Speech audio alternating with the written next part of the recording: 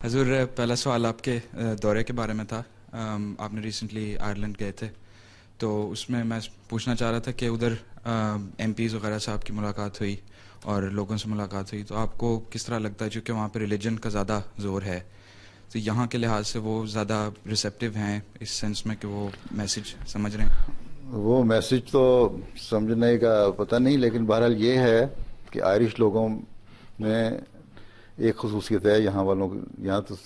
ہے نا ذرا کرٹسی سے ایک بھی آدمی ذرا ہاں جی یوں جی بڑا اچھے ایٹیکیٹس اور اخلاق سے مظاہرہ کر لیتے ہیں،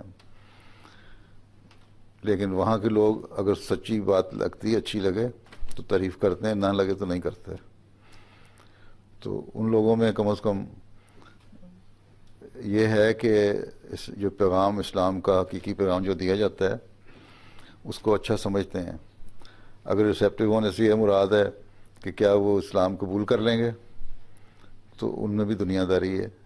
بڑا وقت لگے گا ابھی، لیکن بہرحال ایک ہے کہ اگر ہم یہ اسپیڈ ورک کر لیں، بنیادی کام کرتے چلے جائیں،